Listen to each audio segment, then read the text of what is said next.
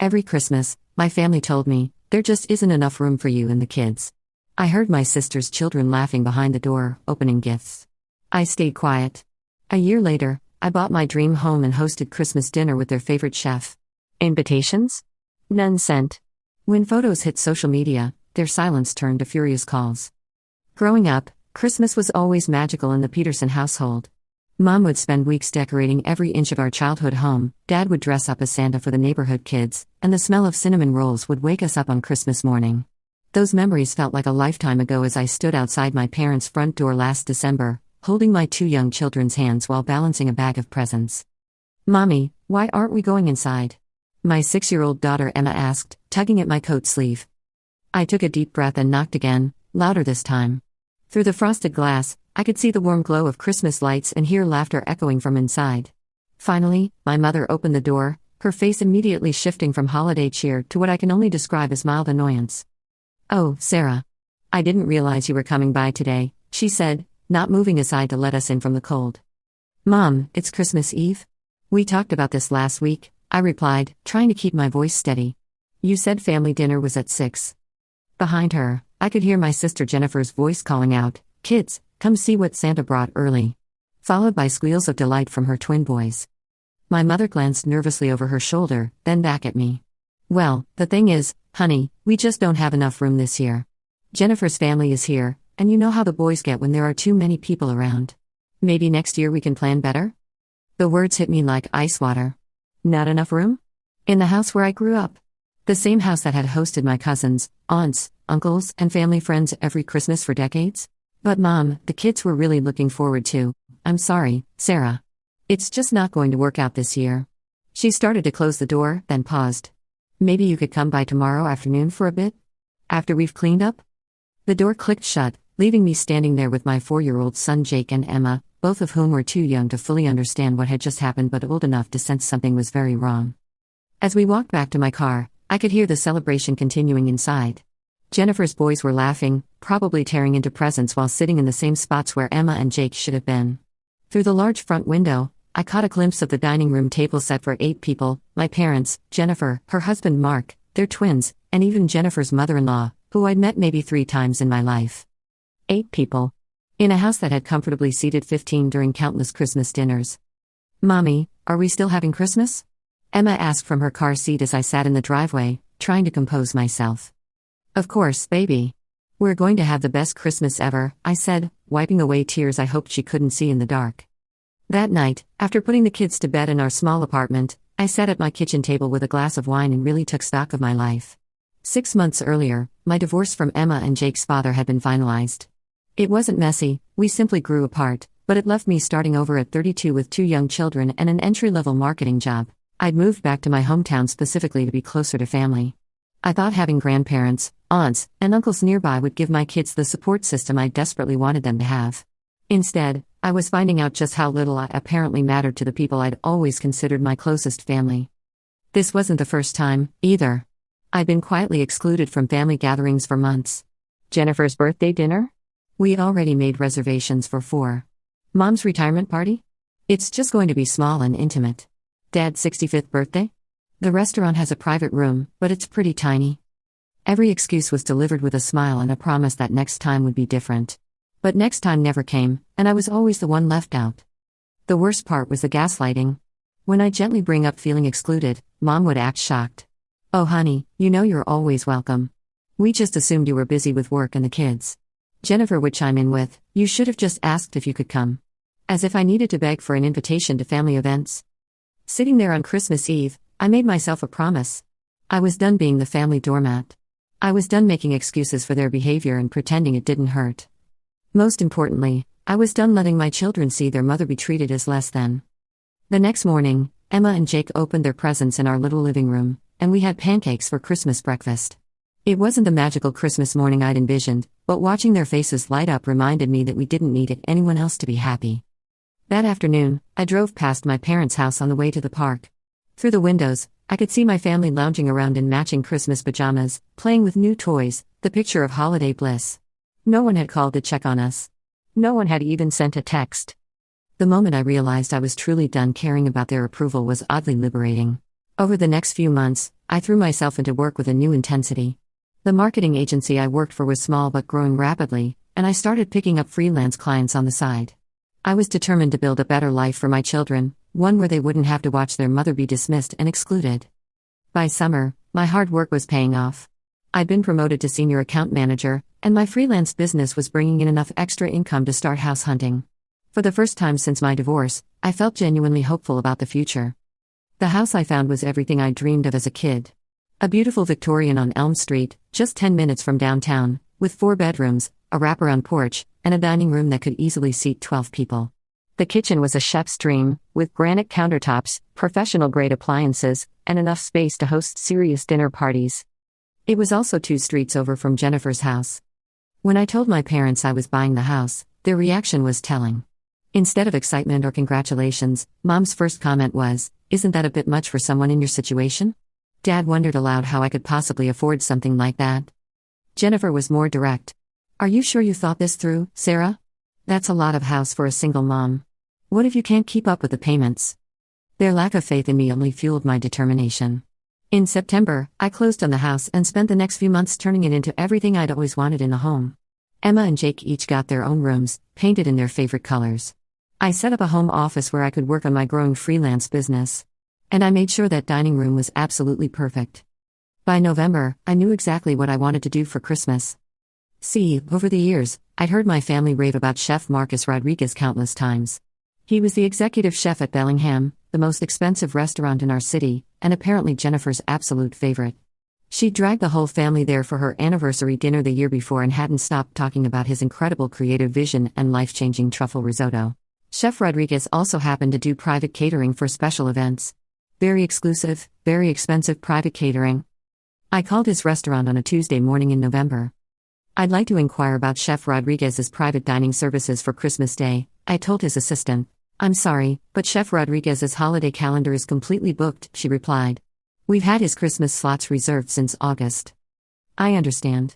Would it help if I mentioned I'm willing to pay triple his usual rate?" There was a pause. "Let me check with the chef and call you back." An hour later, my phone rang. "Ms. Peterson? Chef Rodriguez would be delighted to prepare Christmas dinner for you and your guests. How many people should we plan for?" I looked around my beautiful new dining room, mentally counting seats. "Let's plan for 10, I said. "And please, don't hold back on anything. I want this to be absolutely unforgettable." The guest list came together quickly. My college roommate Lisa and her family were going to be in town visiting her parents. My neighbor Mrs. Chen, a widow who'd become like a grandmother to Emma and Jake, was thrilled to be included. I invited my old co-worker Michael and his partner James, who'd always been kind to me during my divorce. My yoga instructor Sophie didn't have family in town, and she'd become a good friend over the past year. 10 people who actually cared about me and my children. 10 people who'd never made me feel like an afterthought or an inconvenience. The menu Chef Rodriguez designed was incredible. We were talking about herb-crusted rack of lamb, his famous truffle risotto, roasted duck with cherry reduction, and desserts that belonged in a magazine. He was even bringing his own servers and sommelier. I spent the weeks leading up to Christmas decorating the house like something out of a holiday movie. Professional lights on the outside, a 12-foot tree in the living room, garlands on every banister, and enough candles to make the whole place glow. Emma and Jake were beside themselves with excitement about our fancy Christmas party. 2 weeks before Christmas, Jennifer called me. "So what are you guys doing for Christmas this year?" she asked, in that casual tone people use when they're fishing for information. "We're having people over," I said simply. "Oh, that's nice. Anyone I know?" "Just some friends." "Well, maybe we could stop by after dinner at Mom and Dad's? The boys would love to see Emma and Jake." I almost laughed. After last year's exclusion, she wanted to stop by my house like some kind of afterthought visit. "I don't think that's going to work out," I said. "We'll be pretty busy with our guests." There was a pause. "Guests? Like, a party?" "Something like that. Sarah, you know you're always welcome at Mom and Dad's. Last year was just, Jennifer, I need to go. The kids need dinner." I hung up before she could guilt me into anything. On Christmas morning, Emma and Jake opened their presents in our beautiful living room, then helped me set the table with my new china and crystal glasses. The house smelled amazing. Chef Rodriguez had arrived at 10 a.m. and had been working magic in my kitchen ever since. At 2 o'clock, my guests started arriving, and the house filled with laughter and warmth in a way it never had before. Mrs. Chen brought homemade cookies that the kids devoured. Lisa's daughters immediately bonded with Emma over their shared love of art. Michael and James entertained Jake with card tricks. When we sat down for dinner, Chef Rodriguez presented each course like we were at the finest restaurant in the world. The food was absolutely incredible, better than anything I'd ever tasted. The conversation flowed, the wine was perfect, and watching Emma and Jake giggle with their new favorite adults filled my heart in a way family gatherings never had. After dinner, we moved to the living room for coffee and dessert. The kids played board games with the adults, everyone shared stories, and I felt genuinely happy for the first time in years. That's when I decided to post some photos on social media. I'd been pretty quiet on Facebook and Instagram for the past year, sharing maybe 1 or 2 photos a month of the kids. But this day felt worth documenting. I posted a picture of our beautifully set dining room table before dinner, with the caption "Grateful for friends who feel like family." Then a photo of Emma and Jake laughing with Mrs. Chen in the kitchen, captioned "When Christmas magic happens in your own home." Finally, a group shot of all of us around the dinner table, raising our glasses in a toast. Chef Rodriguez had insisted on joining us for that one. My caption was simple: Christmas 2024, surrounded by love. Within an hour, the photos had dozens of likes and comments. Friends from college were commenting about how beautiful my house looked. Co-workers were asking who my caterer was. Several people said it looked like the most perfect Christmas they'd ever seen. My family was notably silent. That evening, after my guests had gone home and the kids were in bed, I was cleaning up. Chef Rodriguez's team had handled most of it, bless them, when my phone started ringing. Jennifer. Sarah, I saw your photos. Was that Chef Rodriguez in your dining room? Yes. The Chef Rodriguez? From Bellingham? That's the one. How? How did you even get him to come to your house? He's impossible to book. I asked nicely, I said, putting dishes away. Sarah, that must have cost a fortune. Are you sure you can afford? Jennifer, I can afford whatever I want to afford. I'm doing just fine. There was a long pause. Why didn't you invite us? The question I'd been waiting for. The same reason you didn't invite me last year, I said quietly. There just wasn't enough room. Sarah, that's not fair. Last year was different. Mom was overwhelmed, and there wasn't enough room in a house that seats 15 for me and 2 small children, but you had plenty of space for Mark's mother, who none of us even know. That's not how it happened. That's exactly how it happened, Jennifer. Just like there wasn't room at your birthday dinner, or Mom's retirement party, or Dad's birthday. There's never room for me until you need something. My phone started beeping with another call. Mom. I have to go, I told Jennifer. Sarah, wait. I switched over to Mom's call. Sarah Elizabeth Peterson, what is the meaning of this? Her voice was sharp with anger. The meaning of what, Mom? Don't play dumb with me. Those photos you posted. Do you have any idea how embarrassing this is? Embarrassing? I posted photos of Christmas dinner with my friends. You know exactly what you did. Flaunting some fancy dinner party on Christmas Day, hiring that expensive chef, making it look like we don't matter to you. The irony was breathtaking. Mom, you literally told me there wasn't room for me at Christmas dinner. So I made my own Christmas dinner. With people who actually wanted me there. That's not what happened, and you know it. We've always included you in everything. When? When have you included me? Because I can list at least 6 events in the past year where I was specifically excluded. You're being dramatic, Sarah. Family is complicated, and sometimes, no, Mom. Family isn't complicated. Family shows up for each other. Family makes room. Family doesn't leave people standing on the porch in the cold with their children. We were going to have you over the next day. For leftovers. After everyone else had the real celebration. There was silence on the other end. I'm hanging up now, I said. Merry Christmas, Mom. Over the next few days, the calls kept coming. Dad called to smooth things over. Jennifer called again to explain their side. Even Mark called, trying to play peacemaker. Each conversation followed the same pattern. They'd start by minimizing what had happened, it wasn't that bad, then move to gaslighting, you're remembering it wrong, then finally land on guilt, after everything we've done for you. But I was done playing their games. The breaking point came 3 days after Christmas when Jennifer showed up at my house unannounced. We need to talk, she said, pushing past me into my hallway. I noticed she was looking around my home with barely concealed envy. Her eyes lingered on the professional holiday decorations, the expensive furniture, the original artwork I'd been collecting. This was her first time actually inside my house since I bought it, and I could see her mentally calculating what everything must have cost. Nice place, she said, but her tone suggested the opposite of admiration. Thank you, I replied simply. Emma and Jake were in the living room watching a movie, and I didn't want them to hear whatever was about to happen. "Kids, why don't you go play in your rooms for a bit?" I called. As they headed upstairs, I caught Jennifer staring at a framed photo on my mantel from Christmas dinner. It was the group shot where everyone looked genuinely happy, genuinely connected. Chef Rodriguez had his arm around Mrs. Chen, Lisa's daughters were making silly faces, and Emma and Jake were beaming in the center of it all. "Must be nice," Jennifer muttered, "having enough money to buy friendships."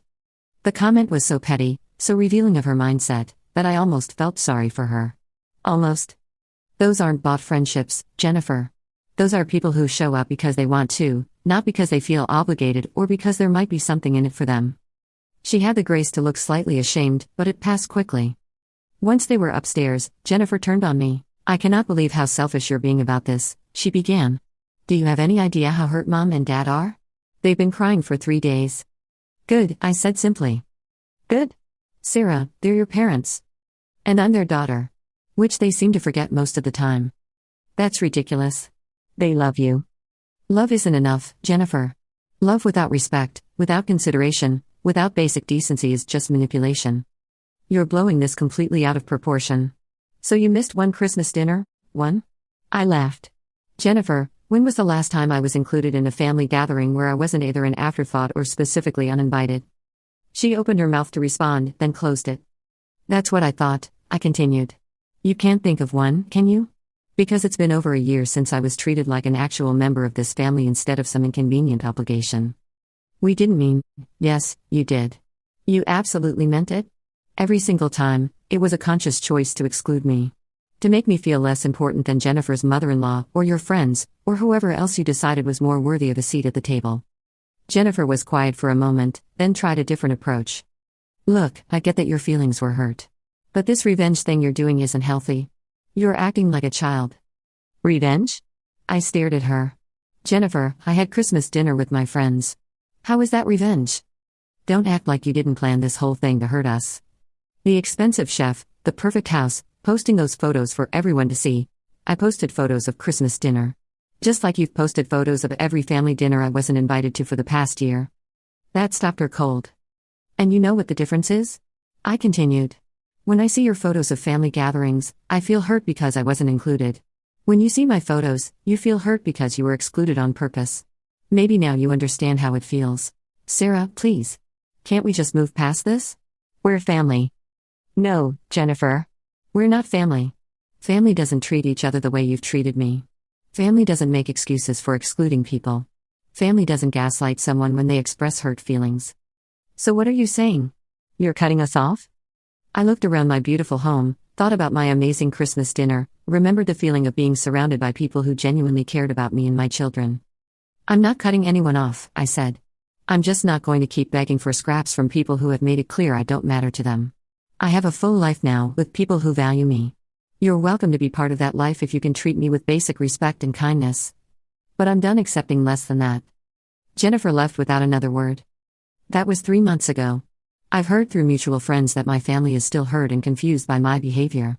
Apparently, I'm being vindictive and holding grudges. They still haven't apologized. They also haven't invited me to anything. But here's the thing, I don't care anymore. My life is fuller and happier than it's ever been. Emma and Jake are thriving in their new schools and have made wonderful friends. My business is growing, and I'm considering expanding to hire additional freelancers. Mrs. Chen has become like a grandmother to the kids, and they adore her. Most importantly, I'm teaching my children that they deserve to be treated with respect and kindness, and that it's okay to walk away from people who consistently make them feel less than, even if those people are family. Last week, Emma asked me, "Mommy, are we going to have another fancy Christmas party this year?" "Absolutely," I told her. "Would you like to help me plan the menu?" Her face lit up. "Can we invite Mrs. Chen again? And Lisa's family? And maybe some of my friends from school? We can invite whoever we want, baby. It's our house, our Christmas, and our choice. Because that's what I learned that Christmas Day when I stood on my parents' porch in the cold. Sometimes the family you choose is better than the family you're born into. Sometimes you have to stop waiting for people to make room for you and start making your own space instead. And sometimes the best revenge isn't revenge at all, it's just living your best life without the people who try to make you feel small." My dining room table seats 12 now, and every seat will be filled with people who actually want to be there. People who would never dream of telling me there isn't enough room. "I didn't need to," I replied. Good chefs talk to each other about difficult clients. You've built quite a reputation at the restaurants around town. It turns out that years of Jennifer treating service staff poorly, snapping at servers, complaining about everything, demanding discounts and freebies, had finally caught up with her. In a small city like ours, word gets around fast in the hospitality industry. That's not fair. She protested. Neither is leaving family members standing on the porch on Christmas Eve, I said. But here we are. What I didn't tell Jennifer was that Chef Rodriguez had actually reached out to me personally after her attempted booking. Your sister called my restaurant, he'd said during our phone conversation. I wanted to let you know that my team and I consider you a valued client, and we don't work with people who might compromise the positive relationships we've built. Apparently, Jennifer had been quite rude during her initial inquiry, treating his assistant dismissively and making demands about pricing and menu changes before even securing a booking. When they politely explained their policies, she'd become increasingly hostile. I've worked with many families like yours over the years, Chef Rodriguez had continued. People who understand that good food is about more than just the meal, it's about respect, appreciation, and creating meaningful experiences. That's not something that can be purchased with rudeness or entitlement. I thanked him for his discretion and professionalism. It was yet another reminder that the life I was building was filled with people who valued integrity and kindness, qualities that seemed to be in short supply in my biological family. The irony wasn't lost on me. For years, Jennifer had name-dropped Chef Rodriguez at every opportunity, claiming to be one of his favorite clients whenever she managed to get a reservation at Bellingham. Now she couldn't even get him to cater a simple dinner party, while I had become one of his regulars for special occasions. It wasn't that I was trying to block her access, I genuinely didn't care enough about her social life to interfere. It was simply that actions have consequences, and Jennifer was finally experiencing hers. The final nail in the coffin came 2 weeks ago when Mom called, her voice shaking with what I initially thought was emotion but quickly realized was rage. Sarah, I need you to take down those photos from Christmas, she demanded. What? Your Christmas photos. Take them down. People are asking me about them, and it's embarrassing. What people? Everyone. The neighbors, people from church, my book club. They all saw your fancy dinner and they're asking why we weren't there. I don't know what to tell them. I almost felt sorry for her. Almost. Tell them the truth, Mom. Tell them you didn't invite me. I can't say that. What would people think? They think you treated your daughter poorly and she moved on with her life. Sarah Elizabeth, you take those photos down right now, or what? You'll exclude me from more family events? Stop calling me? Mom, you can't threaten to take away something you already took away. She hung up on me. That night, I added one more photo to my Christmas album on Facebook. It was a picture of Emma and Jake in our backyard, building a snowman the day after Christmas. My caption read, "Sometimes the best gift is learning your own worth." Within hours, it had over 100 likes and dozens of comments from friends supporting me. Several people shared their own stories of family dysfunction and how they'd found happiness after setting boundaries. The most meaningful comment came from my old college professor, Dr. Martinez, who wrote, "Sarah, watching you build such a beautiful life for yourself and your children has been inspiring. You're teaching them that love isn't about accepting poor treatment, it's about surrounding yourself with people who see your value. That's the greatest gift any parent can give." That comment made me cry, happy tears, for once. Yesterday, I got a text from Jennifer, "Mom's birthday is next month. Are you going to keep this up forever?" I replied, "There's nothing to keep up. When you're ready to apologize and treat me like family, let me know. Until then, I'll be here living my life." She hasn't responded. The truth is, I sleep better now than I have in years. My kids are learning what healthy relationships look like. My career is thriving. My house is filled with laughter and warmth from people who choose to be there. Most importantly, I'm no longer teaching my children that they should accept crumbs from people who should love them unconditionally. Emma and Jake will grow up knowing they deserve to be chosen, celebrated, and valued, not as an afterthought or when it's convenient, but always. This Christmas, when Chef Rodriguez serves our second annual dinner, yes, I've already booked him, we'll be surrounded by friends who have become family. Mrs. Chen is bringing her famous cookies again. Lisa's family is flying in specifically for our dinner. 3 of Emma's school friends are joining us with their parents. Michael and James are bringing their new puppy, which has Emma and Jake absolutely thrilled. I've also invited my divorce attorney, Patricia, who became a friend during my legal proceedings and has been incredibly supportive of my journey toward independence. She's bringing her teenage daughter, who's been mentoring Emma in art projects. My yoga instructor Sophie is coming again, this time with her new boyfriend, who happens to be a professional photographer and has offered to capture our celebration. The guest list keeps growing organically, the way genuine relationships do. People who care about each other naturally want to include each other in special moments. It's such a stark contrast to my family's approach, where every invitation seemed calculated, conditional, or reluctantly extended. What's particularly satisfying is watching Emma and Jake learn what healthy relationships look like. They're seeing adults who show up consistently, who follow through on promises, who treat each other with respect and kindness. They're learning that love is demonstrated through actions, not just words. Last week, Emma asked me, "Mommy, why do some families make people feel sad, but our chosen family makes everyone feel happy?" The question was so perceptive, so insightful for a 6-year-old, that it took my breath away. Some people haven't learned how to love properly yet, I explained. But that doesn't mean we have to accept being treated badly while they figure it out. Is that why Grandma and Grandpa don't come to our house anymore? That's part of it, sweetheart. Sometimes people have to learn that their actions have consequences before they can change. She nodded solemnly, then brightened. Well, I like our family better anyway. Mrs. Chen makes the best cookies, and Lisa's girls are way more fun than those boys who were always mean to me. Out of the mouths of babes. Even my children had noticed how poorly they'd been treated by their cousins during family gatherings, something the adults had either ignored or excused as boys being boys. And if my biological family wants to drive by and see the warm lights in my windows, if they want to catch glimpses of the celebration they chose not to be part of, that's their choice. The door is still there. They know where I live. But they also know the price of admission has changed. It's not expensive, just basic human decency, a genuine apology, and a commitment to do better. Until then, I'll keep building my chosen family, one beautiful Christmas at a time. Because I finally learned something my parents never taught me: you don't have to accept being treated as less than just because you share DNA with someone. Sometimes the greatest gift you can give yourself is the realization that you deserve better. And sometimes, the most radical act is simply refusing to accept anything less. My dining room table is set for 14 this year.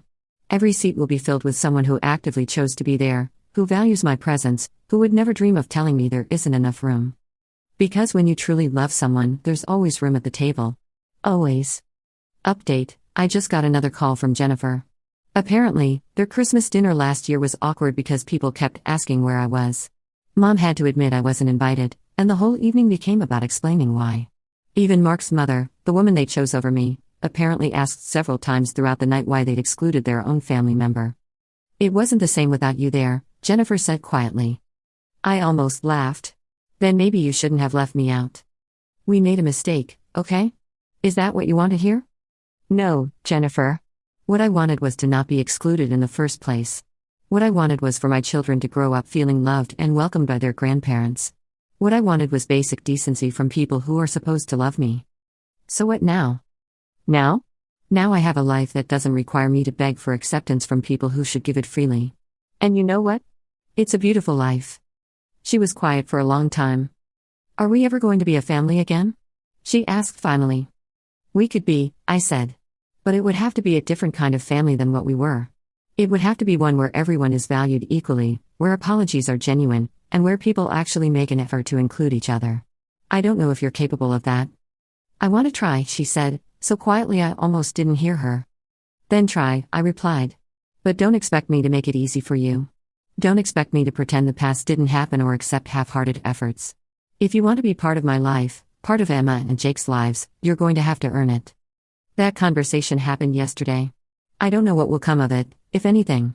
But for the first time in this whole ordeal, I heard something in Jennifer's voice that sounded like genuine remorse instead of just frustration that her actions had consequences. Maybe that's progress. Maybe it's not. Either way, my Christmas table is already full, and my life is already complete. Anything else would just be a bonus. What I haven't mentioned is how this experience has affected other areas of my life. My newfound confidence in setting boundaries has transformed my professional relationships too. I stopped accepting unreasonable demands from difficult clients, started charging what I'm actually worth, and began attracting better business as a result. My freelance marketing business has grown to the point where I'm considering incorporating and hiring employees. I've been approached by several companies who want to partner with me long-term. The financial security I've built has given me options I never had before, including the option to say no to people and situations that don't serve me. It's amazing how learning to value yourself in one area of your life spreads to all the others. The woman who used to accept being excluded from family gatherings was the same woman who undercharged clients and overdelivered to people who didn't appreciate it. Changing one pattern changed everything. My children are watching all of this, learning these lessons alongside me. They're seeing their mother build a life based on mutual respect and genuine connection. They're learning that it's possible to be kind and generous while still maintaining strong boundaries.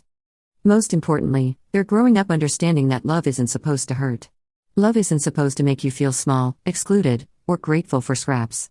Real love, the kind worth having, lifts you up and makes you feel valued just for being yourself. Because the most important lesson I've learned is this: you can't make people love you the way you deserve to be loved. But you can refuse to accept anything less. And sometimes, that refusal is the most loving thing you can do for yourself and for your children. My kids will never have to wonder if they're worthy of love. They'll never have to beg for a seat at their own family's table. They'll grow up knowing that love is action, not just words, and that they deserve to be surrounded by people who choose them every single day.